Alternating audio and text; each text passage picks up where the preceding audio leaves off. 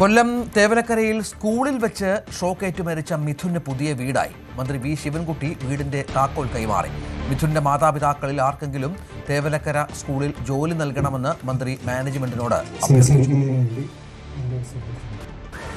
മനുഷ്യ മനസാക്ഷിയെ ഞെട്ടിച്ചതായിരുന്നു മിഥുൻ്റെ മരണം. കൊല്ലം തേവലക്കര സ്വദേശിയായ 8ാം ക്ലാസ് വിദ്യാർത്ഥി ഷോക്കേറ്റ് മരിച്ചതായിട്ടുള്ള വാർത്ത കഴിഞ്ഞ ജൂലൈയിലായിരുന്നു പുറത്തു വന്നത്.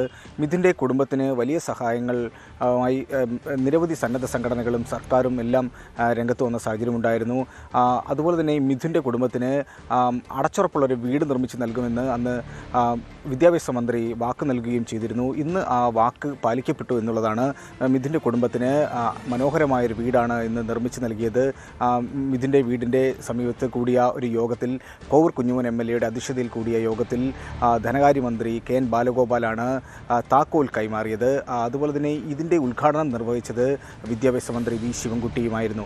ഭാരത് സ്കൗട്ട്സ് ആൻഡ് ഗൈഡ്സിൻ്റെ നേതൃത്വത്തിലായിരുന്നു ഇതിൻ്റെ ഈ വീട് നിർമ്മിച്ച് നൽകിയത്. 20 ലക്ഷം രൂപ മുതൽ മുടക്കിയായിരുന്നു ഇതിൻ്റെ നിർമ്മാണം. 3 മുറികളും ഒരു ഹാളും അടങ്ങുന്ന അതിമനോഹരമായൊരു വീടാണ് മിഥുൻ്റെ കുടുംബത്തിനായി നിർമ്മിച്ച് നൽകിയത്. അതുപോലെ തന്നെ വിദ്യാർത്ഥികളും അധ്യാപകരും നാട്ടുകാരുമെല്ലാം തന്നെ ഈ ഒരു ചടങ്ങിൽ പങ്കെടുക്കാനും എത്തിയിരുന്നു. എത്ര കൊടുത്താലും മിഥുന് പകരം ആകില്ല എന്നുള്ളത് എല്ലാവർക്കും അറിയാം. എങ്കിലും ഈ മിഥുൻ്റെ കുടുംബത്തിന് ഈ ഒരു അടച്ചുറപ്പുള്ള വീട് ഒരു ആശ്വാസം തന്നെയാണ്.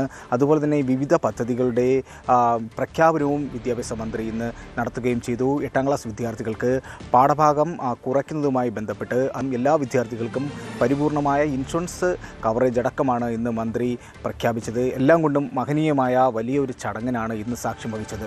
എസ് വിനീഷ്, ന്യൂസ് 18 കൊട്ടാരം. കൂടുതൽ വാർത്തകൾക്ക് news 18 Keralam YouTube channel subscribe ചെയ്യുക.